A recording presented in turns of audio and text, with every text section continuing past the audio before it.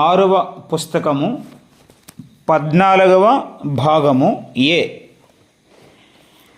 భిన్నమైన బోధ నంబర్ 50.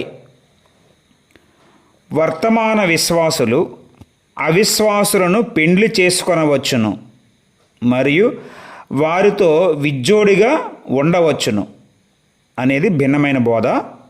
ఇప్పుడు దానికి సమాధానం చూద్దాం.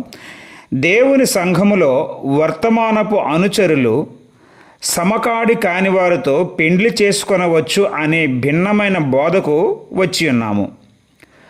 వారు స్త్రీలను అనుమతించారు మరియు వెళ్ళి రక్షింపబడని స్త్రీలతోనూ పురుషులు పెండ్లి చేసుకొనవచ్చునని అనుమతించారు. మరియు లోకములో రక్షింపబడని అబ్బాయిలు దేవుని సంఘములోనికి వచ్చి వారిని పెండ్లి చేసుకొనుట అనేది లేఖన విరుద్ధము. నీవు ఒక పాపివైన బోధకునివి. నీవు రక్షింపబడిన ఒక వ్యక్తిని తీసుకొని మరియు ఒక క్రైస్తవుని తీసుకొని వారిద్దరికీ పెండ్లి చేసినచో నీవు ఒక వేషధారివి. అవును, ఇది ఒక సమకాడి, ఇది ఒక సమ ఉజ్జీకాని కాడి. నీవు దేవుని ఎదుటి సమాధానము చెప్పవలెను. సేవకుని యొక్క పిల్లలు, డీకను యొక్క పిల్లలు మరియు దేవుని సంఘములోనున్న ప్రజలు ప్రవక్త ద్వారా ఖండించబడెను. ఒక సేవకునిగా ఎన్నడైనను నీవు ఒక అన్యునిపైన వివాహపు ఆశీర్వాదం ఇచ్చినచో మరియు అతనికి ఒక క్రైస్తవ స్త్రీని కట్టబెట్టినచో నీవు దేవుని వాక్యమును బద్దలు చేయుచున్నావు.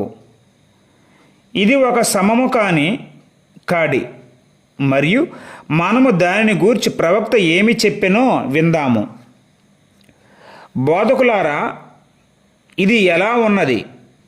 మీరు ప్రవక్త గారి పుస్తకములను చదవగలరు మరియు మీరు టేపులను వినుచు అట్టి రీతిగా దేవుని వాక్య విషయంలో రాజీ పడుచు దానిని కొనసాగించుచు ఎలా అనుమతించగలరు? దానిని గూర్చి మీకు 2 కొరింథీ 6:14-18 చెప్పుచు నిలబడుచున్నది. మీరు అవిశ్వాసులతో విజ్జోడుగా ఉండకుడి. నీతికి మరియు దుర్నీతికి ఏమి సాంగత్యము? మరియు చీకటితో వెలుగునకు పొత్తు ఎక్కడది? అవును, ఇది దేవుని వాక్యం ద్వారా ఖండించబడెను. నీవు ఎంతకాలముగా ఒక భర్త కొరకు వేచి ఉన్నావో నేను లెక్క చేయను. నీవు ఎంతకాలము ఒక భార్య కొరకు వేచి ఉన్నావో నేను లెక్క చేయను. మరియు కొంతమంది స్త్రీలు చాలా కాలముగా ఎందుకు ఒక భర్త కొరకు వేచి ఉంటారు? ఎందుకనగా వారు ఒక సినీ తార గురించి వేచి చూస్తూ ఉంటారు.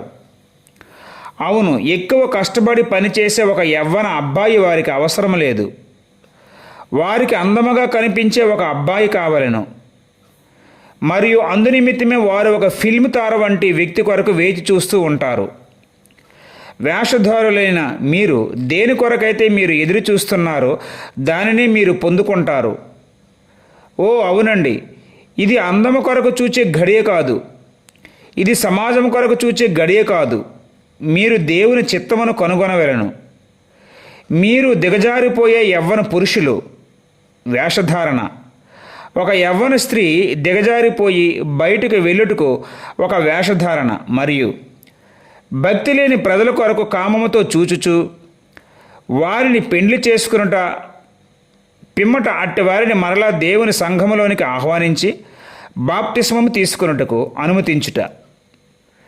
నీవు జారత్వములోను మరియు వ్యభిచారములోను జీవించిన తరువాత ఒక కుక్క వలె జీవించుచు రహదారి చుట్టూనున్న స్త్రీలను నీవు చూచుచు ఆమె సంఘములో వేచి చూచుచు వారికి బాప్తిసమిచ్చుటకు నీటి కొరకు ఎదురు చూచును. ఓ సహోదరుడా, పాస్టర్ గారు, మీరు నిజముగా కఠినమైన వ్యక్తి అని నేను భావించుచున్నాను. ఓ వేషధారి, నేను నీ జీవితమును రక్షించుటకు ప్రయత్నించుచున్నాను గనుక కఠినము. నీవు సంపూర్ణముగా కామముతో ఉన్నావు మరియు కామము నీ నుండి ఎక్కువగుచున్నది. మీరు మోకరించి ప్రార్థించి మరియు ఉపవాసం ఉండి చెప్పవలెను. ఓ దేవా, ఈ ఇష్టమునకు అతీతముగా నాకు శక్తినిమ్ము, ఈ కామానికి పైగా శక్తిని ప్రసాదించుము. మీరు ఒక అమ్మాయిని లేక ఒక అబ్బాయిని అందము విషయంలో, డబ్బు విషయంలో, గృహము లేక భూమి విషయంలో వెదకరాదు. అయితే మీరు దేవుని చిత్తమును వెదకవలెను. అవును, మీరు ఒక అమ్మాయికి నిరీక్షణ కలిగించి పిమ్మట ఇంకొక అమ్మాయి వైపు గెంతుట మంచిది కాదు. మీరు ఒక పురుషునికి నిరీక్షణ కలిగించి మరి వేరొక పురుషుని చేసుకొనరాదు. మీరు ఒక నీచమైన వారు. అవునండి, దేవుని యొక్క చిత్తము కొరకు మీరు ప్రార్థించవలసి ఉన్నారు. ఇప్పుడు ప్రవక్త గారి యొక్క కొటేషన్ చూసేదము. పాపులు మరియు క్రైస్తవులు కలిసి వివాహం చేసుకునుట మంచిది కాదు. అబ్బాయిలని మీకు తెలుసు, అమ్మాయిలని మీకు తెలుసు. ఈ రాత్రి నేను మీకు చెప్పుచున్నాను, ఎవరిని మీరు వివాహం చేసుకొనుచున్నారో చాలా జాగ్రత్తగా ఉండుడి. మీరు తెలుసుకొనవలసిన మొట్టమొదటి విషయమేమనగా, మీరు విరిగిపోబోయే గృహమును కలిగి ఉండెదరు. కావున ఇది మంచిది కాదు. పాపులు మరియు క్రైస్తవులు కలిసి పెండ్లి చేసుకోరాదు. సమఉజ్జీకాని కాడితో జోడిగా ఉండవద్దు. అందుచేతనే ఆహాబు అలా తయారయ్యను. ఆమె ఒక అందమైన స్త్రీ. అవును, తన ముఖమంతటిని రంగులు వేసుకొనెను. బల్లిలాంటి నేత్రములు. మీకు తెలియను, బైబిలులో క్రీస్తు తర్వాత జ్ఞాని అయిన మనుషుడు అతడు. ఒక అన్యునిగా విగ్రహారాధకునిగా మృతి చెందెను. ఎందుకనగా అనేకులైన అందమైన స్త్రీల మూలముగా సొలొమోనును దేవుని నుండి వారు దూరముగా లాగివేసిరి. సమఉజ్జీకాని వారితో మీరు జోడుగా ఉండవద్దు. మరియు అనేకులైన ప్రజలు వేదిక వద్దకు వచ్చి స్వస్థత పొంది నడిచి వెళ్ళి పిమ్మట అవిశ్వాసులతో కలిసిపోవుట. అయితే వారు మరలా అదే జబ్బును పొందుకుంటే నేను చూచాను. చదవబడిన కొటేషన్ అవిశ్వాసం నుండి వేరుపడుట 1955 వర్తమానము నుండి. మరి ఒక కొటేషన్ చూచెదము. ఏ విశ్వాస అయినా కూడా ఒక అవిశ్వాసిని వివాహము చేసుకొనరాదు.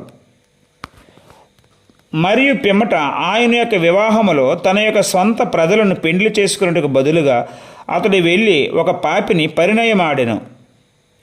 ఒక విగ్రహాలను పూజించే వ్యక్తిని అతడు యెజబేలును వివాహమాడెను. అయితే ఆమె విశ్వాసి కాదు. ఏ విశ్వాసి కూడా ఒక అవిశ్వాసిని పరిణయమాడరాదు. ఎట్టి పరిస్థితుల్లో కూడా ఎల్లప్పుడూ విశ్వాసులనే పెండ్లి చేసుకొనవలెను. చదవబడిన కొటేషన్ దేవుని యందు నిశ్చయత కలిగి ఉండుట 1959 వర్తమానము నుండి. ఇది నేను కఠినమని అర్థమా లేదా ప్రవక్త యొక్క మాటలా? ఇది పరిశుద్ధ గ్రంథమేనా? సోదరుడు పౌలు గారు అదే విషయం గురించి నిలబడి ఉన్నారా? అవునండి, పరిశుద్ధత లేనిచో నరకమే. మరి ఒక కొటేషన్ చూచెదము. తన యొక్క కుమారుడు ఒక అవిశ్వాసిని పెండ్లి చేసుకున్నట్టుకు అబ్రహాము ఇష్టపడలేదు. అబ్రహాము నిశ్చయించుకున్నది ఏమనగా, తన యొక్క కుమారునికి ఒక అవిశ్వాసిని పెండ్లి చేయవలనని అతడు కోరలేదు. నేడు ఒక క్రైస్తవునికి అది ఒక మంచి నిర్ణయమై ఉన్నది. అబ్రహాము యొక్క కుమారులు మరియు కుమార్తెలు కూడా వారి యొక్క పిల్లలను గూర్చి అదే నిర్ణయం చేయవలసి ఉన్నారు. ఇప్పుడు ఆ అవిశ్వాసపు అమ్మాయిలు ఎంత అందముగా ఉన్ననో మనకు అది ఏ వ్యత్యాసమును కలుగజేయదు. ఆ స్త్రీలు ఎంతని చక్కని వారిగా ఉన్ననో అబ్రహాం యొక్క కుమారునికి వారు ఎంత అందముగా ఉన్నప్పటికీ అతడు అట్టివారితో సంబంధము కోరలేదు. చదవబడిన కొటేషన్ నిర్ణయ కాలము 1959 వర్తమానము. సోదరీమణులారా, తన కుమారునికి ఒక అవిశ్వాసిని పెండ్లి చేయుటకు అబ్రహాము కోరలేదు. ఎందుచేతనగా అతడు దేవుని యొక్క స్నేహితుడు. అవును, మరియు ఈ వర్తమానమునకు సంబంధించిన వారమేనని చెప్పుకొని ప్రజలున్నారు. అయితే దేవుని సంఘములో వారి యొక్క కుమార్తెలు మరియు కుమారులు యవ్వన కాలంలో త్వరితముగా వివాహము కానప్పుడు వారు రహస్యముగా వెళ్ళి ఒక అవిశ్వాసిని పిలిచి సంఘమునకు తెచ్చెదరు. అవును, పిమ్మట వారు వారిని ఒప్పింపజేసి వారిని తమ కుమార్తె కొరకు పెండ్లి కొరకు బాప్తిస్మమునకు సిద్ధపరిచి మరియు వారి కుమారుని కొరకు ఒక స్త్రీని పట్టెదరు. నీవు ఒక వేషధారివి. అవునండి. మరియు అబ్రహాము కుమారునిగా నీవు ఎన్నడూ ప్రవర్తించటలేదు. నీవు ఆ దెయ్యమును నీ యొక్క తండ్రి నుండి మరియు నీ యొక్క తల్లి నుండి పొంది ఉన్నావు. పాస్టర్ గారు, దానిని నీవెచ్చటి నుండి బోధించదవు? ఖచ్చితంగా ఇచ్చటే. అందుచేతనే ఇది ముక్కుసూటుగా ఉన్నది. ఇప్పుడు ప్రవక్త గారి యొక్క కొటేషన్ చూచెదము. తన ప్రజలు అవిశ్వాసుల నుండి వేరు కావాలని దేవుడు కోరుచున్నాడు. దేవుడు తన ప్రజలను అవిశ్వాసం నుండి మరియు అవిశ్వాసుల నుండి వేరుపడవలనని కోరుచున్నాడు. మీలో చాలామంది ప్రజలు ఈ విషయంలో తప్పు చేయుచున్నారు. కొన్ని సందర్భాలలో మీ పిల్లలను ఇచ్చట ఒక చిన్న ఆస్వాలను ఆడుటకు అనుమతించిరి. చూచారా? మీ యొక్క కుమార్తె ఎవరితో రాత్రి అందరూ వెళ్ళుచున్నదో మీరు జాగ్రత్తగా ఉండుడి. చూచారా? బహుశా ఆమెను మీరు సంఘములో ఒక చిన్న భక్తి కలిగిన ప్రాచీన స్త్రీ వలె పెంచి ఉండవచ్చును. మరియు మీరు తెలుసుకొనవలసిన మొదటి విషయమేమనగా, ఆమె ఒక ఆస్వాళ్ళతోనూ లేక వారితో మరి ఒకరితోనూ తిరుగుచున్నది. అయితే అతడు దేవుణ్ణి నమ్మని ఒక నాస్తికుడు లేక అవిశ్వాసి. కావున ఆమె యొక్క జీవితము నాశనము కావచ్చును. ఎందుకనగా అతడెవరో మీకు తెలియదు. మీరు చూచారా? పిమ్మట అతడు ఆమెను పెండ్లాడాను. కావున మీ యొక్క పిల్లలు మనుమలు ఎలా ఉన్నారో చూడండి. మీరు చూచారా? జాగ్రత్తగా ఉండడి. తన ప్రజలు వేరుగా ఉండవలెనని దేవుడు కోరుచున్నాడు. చదవబడిన కొటేషన్ అంత్యకాలపు సువార్త 1962. అతడు ఒక భార్యను ఎన్నుకొన్నప్పుడు అతనిలో ఏమున్నదో బయటకు చూపించుచున్నది. కావున మీరు సరైన ఎన్నిక చేసుకునవలెను. మరలా ఒక స్త్రీ లేక పురుషుడు వారు ఎన్నుకున్న దానిని బట్టి తన యొక్క కోరిక మరియు ప్రవర్తన యొక్క ప్రతిబింబమును చూపించుచున్నది. ఒక పురుషుడు ఒక తప్పుడు స్త్రీని ఎన్నుకొనిచో అది ఆయన యొక్క ప్రవర్తనను ప్రతిబింబించుచున్నది. మరియు తనకు తానుగా ఏమి కట్టుకొనుచున్నాడో, తనలో ఏమున్నదో అది బయటకు చూపించుచున్నది. ఒక స్త్రీ పురుషునిలో ప్రతిబింబించుచున్నది. అతడు ఆమెను భార్యగా ఎన్నుకున్నప్పుడు అతని లోపల ఏమున్నదో అది చూపించుచున్నది. అతడు బయటకు ఏమి చెప్పుచున్నాడో అన్నది కాదు, కానీ అతడు ఎవరిని పెండ్లి చేసుకునిచున్నాడో గమనించండి. చదవబడిన కొటేషన్ వధువును ఎన్నుకొనుట 1965 వర్తమానం నుండి. ఒక పురుషుడు ఒక భార్యను ఎంచుకున్నప్పుడు అది ఆయనలో ఉన్న ప్రవర్తనకు అర్థము పడుచున్నది. అవును. మరియు మీరు వెళ్ళి లోకంలోనున్న ఒక వ్యభిచారిణిని ఎన్నుకున్నచో, ఒక భక్తి లేని స్త్రీని, లోకములో జీవించుచున్న దానిని, బహుశా 10 మంది పురుషులతో జారత్వము చేసిన దానిని, మరియు మీరు వెళ్ళి అట్టి స్త్రీని భారీగా చేసుకున్నట్టుకు ఆమెకు బాప్తిస్మమునిచ్చి అలా చేసినచో నీవు ఒక వేషధారివి. అది ఏమి చూపించుచున్నదనగా నీ లోపట ఏమీ లేదని. అది ఒక వేషధారణ అని మరియు నీ లోపల సర్పమున్నదని చూపించుచున్నది. నీవు తిరిగి జన్మించలేదు మరియు నీ యొక్క ప్రవర్తన అనున్నది చెత్తది. నీ యొక్క కోరిక అనున్నది ఒక రాబందు లాంటిది. అది వెళ్ళి ఒక చెత్త కుప్పలో ఉన్నదానిని పట్టుకొనును. పిమ్మట దానిని దేవుని సంఘములోనికి తీసుకుని వచ్చి ఆ పదార్థములను నీటిలో కడిగి తిన్నట్లుగా ఉన్నది. నీవు రాబందువు, నీవు సమకాడి కానిది, అది సమకాడు కానిది. మరి ఒక కొటేషన్ చూచెదము. అట్టి స్త్రీని పెండ్లి చేసుకునిచో అతడు కృప నుండి తొలగిపోయెను. అయితే యేసుక్రీస్తు ఆమెను అంగీకరించుటకు వచ్చినప్పుడు ఆమె యొక్క ఆత్మీయ ప్రవర్తన ఒక గృహము కట్టే వ్యక్తిగా ఎంతో దూరముగా ఉంటుంది. ఏ క్రైస్తవుడైనా అట్టి స్త్రీని పెండ్లి చేసుకునిచో అతడు కృపలో నుండి పడిపోయినని అర్థము. ఆయనకు గల దేవుని యొక్క రుచి మరియు గృహము యొక్క రుచి, అనగా ఒక గృహము ఎలా ఉండవలసి ఉన్నదో అనే దానిని గురించి ఎంతో దూరముగా ఉన్నది. అతడు అట్టి స్త్రీని ఎన్నుకున్నప్పుడు, లేదండి ఆమె ఒక క్రైస్తవుని యొక్క రుచికి సరిపడదు. చదవబడిన కొటేషన్ వధువును ఏర్పాటు చేసుకునుట 1965 వర్తమానం నుండి. ఏ క్రైస్తవుడైనను ఒక అవిశ్వాసపు స్త్రీని లేక ఏ క్రైస్తవురాలైనా ఒక అవిశ్వాసపు పురుషుణ్ణి పెండ్లి చేసుకున్నట్టును నేను విశ్వసించను. మరియు అది బయట అచ్చట వర్తమానపు పద్ధతిలో ఉన్నది. వారు వెళ్ళి లోకములో నుండి వారి భాగస్వాములను పొందుకొని వెనుకకు వచ్చెదరు, మరియు సంఘకాపరి వారిని ఆశీర్వదించును. అవునండి. ఓ దేవా, నేను రేడియోలోనూ మరియు వార్తల్లోనూ విన్నాను. ఒక చిన్న బిడ్డ ఆకలితో రోధించుచున్నది, మరియు ఒక స్త్రీ ఒక చిన్న శిశువుతో ఏడ్చుచున్నది, మరియు ఒక పురుషుడు ఆకలి కొరకు అలమటించుచున్నాడు. ఓ అబ్బాయి, ఇది నీ యొక్క హృదయమును బ్రద్దలు చేయును. ఈ సాయంకాలమున నేను కొన్ని ఉత్తరములు మీకు చదివేదను. అవి ఏమనగా, ఒక మనిషి నాకు వారి యొక్క ఆకలి మరియు కరువును గూర్చి 4 నుండి 5 రాష్ట్రాలు 1,00,00,000 మంది ప్రజల ఆకలి బాధలను గూర్చి వ్రాయిచున్నాడు. ఒక సోదరుడు నాకు వ్రాసి చెప్పెను, 34 మంది ప్రజలు గ్రామంలో చనిపోయేరి. అతను చెప్పెను, ఓ దేవుడి లాంటి సహోదరుడా, నా కొరకు కొంత డబ్బును పంపించము, నేను కొంత బియ్యమును కొనుక్కోవాలని అనుకుంటున్నాను.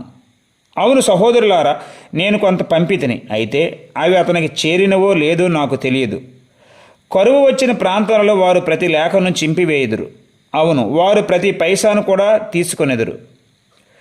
ఆయన చెప్పెను, సోదరుడా, కేవలం 10 మంది ప్రజలు మాత్రమే సంఘమునకు వచ్చారు. మిగతా వారు ఆకలితో ఇంటి వద్ద అలమటించుచున్నారు. నేను మీకు చెప్పుచున్నాను, అనగా ఆహారం సమృద్ధిగా ఉన్నవారితో చెప్పుచున్నాను, మీరు మీ యొక్క ఆహారం కొరకు దేవునికి వందనములు చెల్లించవలెను. నేను సహోదరులతో మాట్లాడుచు ఇలా చెప్పాను, నా జీవితంలో కరువుతో మరణమైన ఏ మనిషిని ఇంతవరకు చూడలేదు.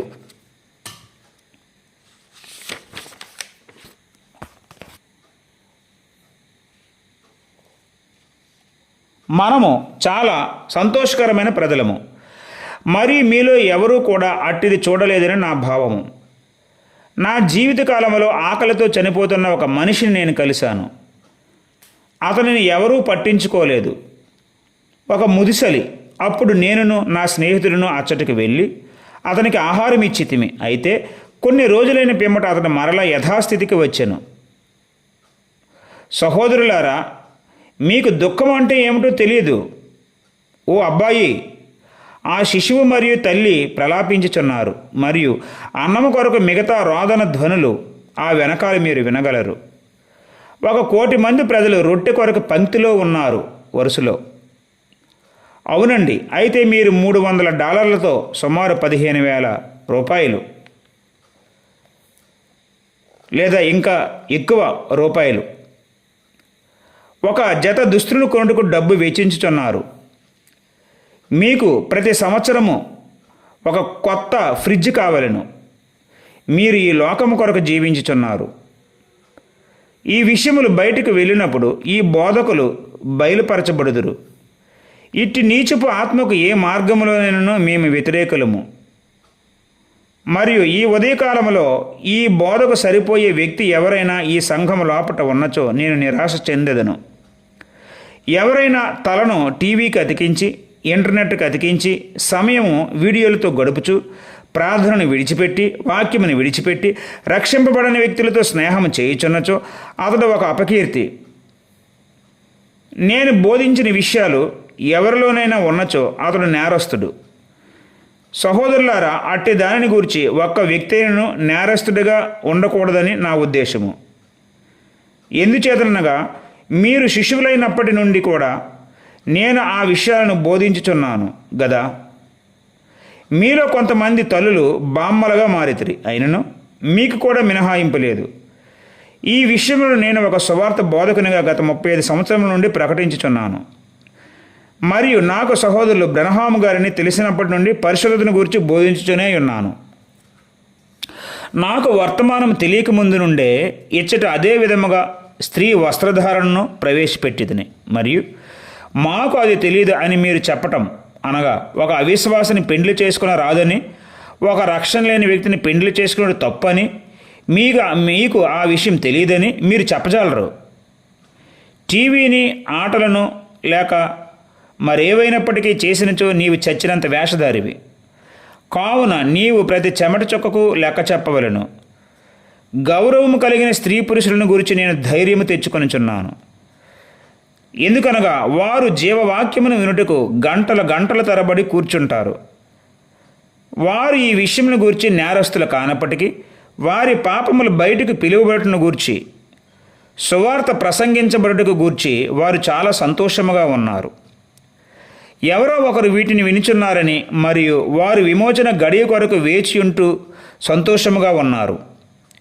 మీరు లెక్క చెప్పవలేను. వారి యొక్క ప్రవర్తనకు గాను దేవుడు అనేక మందిని శపించెను. అయితే మీరు ఒక కాపరి చెప్పినది వినుచు మిమ్ములను జీవమునకు నడిపించుటకు అతనిని చంపుచు, ఒక చేదు దెయ్యముతో క్రింద కూర్చుని, ఒక ద్వేషపు ఆత్మను కలిగి, విమర్శన నోటిని కలిగి, మీ పిల్లలను, భర్తను, భార్యను, సహోదరులను, సహోదరీలను, ఇరుగు పొరుగు వారిని గురించి బోధించినందుకు నీ యొక్క సేవకులను విస్మరించుచూ ఉన్నచో నీవు చచ్చినంత వేషధారివి. మరియు సాధ్యమైతే యోధావి కూడా. అట్టిది యోధా మాత్రమే చేసెను. దేవుని ప్రజలైనచో మరియు వారు ముందుగా ఎన్నిక చేయబడినచో అప్పుడు వారు వారి కాపరిని ప్రేమించెదరు.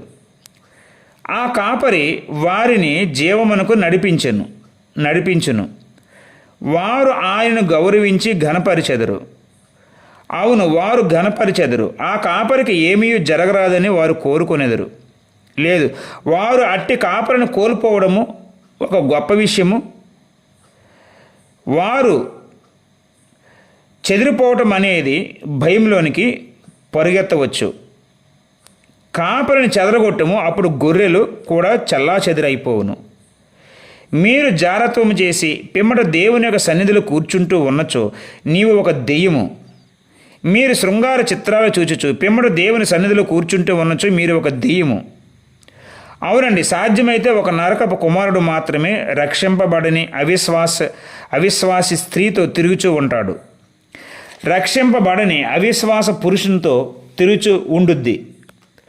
మీరు దెయ్యము చేత వశీకరింపబడి ఉన్నారు. నీవు ఒక అవిశ్వాసివి. నీవెన్నడూ దేవుని వాక్యమును వినలేదు.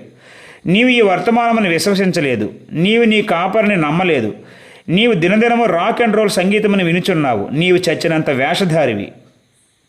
నీ యొక్క కాపరికి ఎదురుగా కూర్చుని నిద్రించుట, అందుచేతనే నీవు నిద్రించుచున్నావు. నీ లోపట ఒక దెయ్యము ఉన్నది. ఎవరికైతే అధికముగా ఇవ్వబడుతుందో అతని వద్ద నుండి అధికముగా కోరబడుతుంది. మేలైనది చేయనెరిగియు అలాగు చేయని వానికి అనేక దెబ్బలు కొట్టబడును. నీవు లెక్క చెప్పవలసి ఉన్నది. మీరు ఎక్కువ సత్యమును అనగా ప్రపంచంలోనున్న అందరి ప్రజల కంటే ఎక్కువగా విన్నారు. మరియు స్నేహితుడా, ఇది అతిశయమేమీ కాదు. మీరు ఉదాహరణలు, దైవపరమైన ఉదాహరణలు ఏ ప్రజలు చూడనంతగా మీరు చూచారు. మీరు నిస్వార్థము మరియు క్రైస్తవం యొక్క ప్రదర్శనను, నా ప్రియులారా, ప్రపంచంలో ఏ ఒక్కరూ చూడనంతగా మీరు చూచారు. కావున దీనిని గూర్చి మీరు దేవునికి లెక్క చెప్పవలేను. ఆమేన్.